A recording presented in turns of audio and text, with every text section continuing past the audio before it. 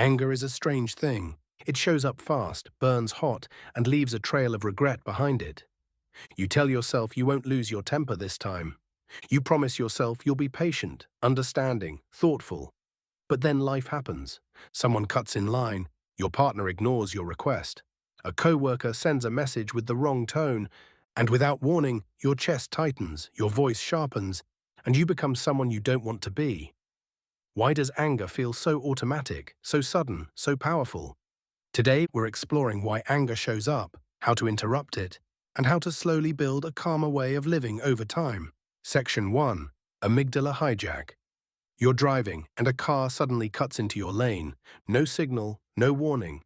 Before you can think, your chest tightens, your hands grip the wheel, and a burst of anger appears. It feels like you just snapped. But this reaction starts deeper in the brain. It's called amygdala, which is a small almond-shaped area. Deep inside your brain, you can think of it as an internal alarm system. Its job is to spot possible danger and trigger a rapid response. It reacts in milliseconds. By the time you're fully aware of what just happened, the amygdala has already set the reaction in motion.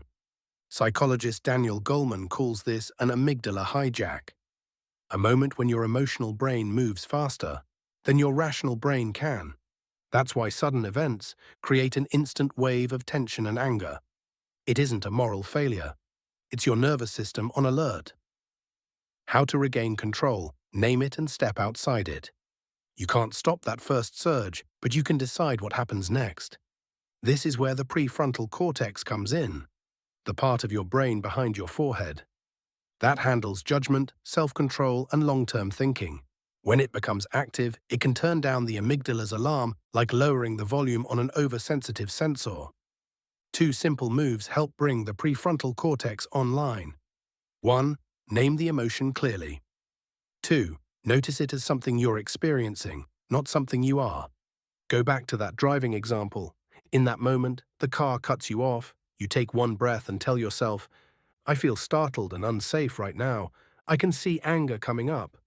By doing that, you put words on the feeling, which engages the prefrontal cortex, and create a bit of distance from it. You're observing the anger, not drowning in it. You move from, I am this anger, to, I'm a person feeling anger right now. Your grip loosens, your breathing slows, you're still alert, but you're no longer fully controlled by the reaction. You still decide how to respond. But now it's a choice, not just a reflex. Section 2. Unmet needs and negative interpretation. Bias. It's the end of the day and you ask your partner a simple question. They answer with a short, distracted, I don't know. Without looking up. Something in you tightens. Annoyance appears faster than you'd like. It's not only about the words, it's about what you wanted from that moment, and the story your mind builds around it. Why this happens. 2 things are happening at once. First, there's an emotional need. To be listened to be respected, to feel valued, to feel supported. In that moment, what you really wanted was a small moment of connection. When that doesn't happen, the brain can read it as a small social threat. Second, your mind tries to explain it. Because you don't know exactly why they reacted that way, your brain fills in the blanks. And for safety reasons, it often fills them with the worst case, they don't care. They're bored with me. I'm not important. Psychology calls this a negative interpretation bias. We lean toward negative explanations when the information is incomplete. As Daniel Goleman notes, emotions often act as signals pointing us toward what matters most. Here, anger is pointing to a need for connection, plus a story of being dismissed or ignored. How to regain control, choose a neutral interpretation. You don't have to believe the first story your mind tells. When you feel that frustration's starting to build, you can pause and gently steer the story in a more neutral direction. Go back to the example, your partner replies without looking up. Instead of locking into, they don't care, you tell yourself, they're probably tired or preoccupied. This might be more about their day than about me. You're not pretending the moment was perfect. You're simply not adding extra threat. On top of a small interaction, that small shift reduces the emotional charge, keeps your body calmer, and leaves room for a real conversation later instead of a fight built on assumptions. Your need for connection is still valid, but now you can talk about it, from a grounded place rather than from anger. Section 3. Anger grows when you're overloaded. You've had a full day. Work, messages, decisions, small problems, family needs. By the time you're home, your mental plate is already full. Then you notice a sink full of dishes, a cup left on the table, or someone asks, "What's for dinner?" Your reaction feels much stronger than the situation on its own deserves. It's not really about the cup or the question. It's about everything you've been holding. Why this happens? Your brain has limited mental and emotional bandwidth. Throughout the day, that bandwidth is drained by constant decision-making, multitasking, interruptions and notifications, holding in your own emotions, taking responsibility for others.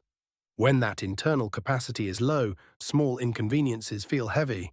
There's no space left to absorb them, so even minor issues can trigger a big reaction.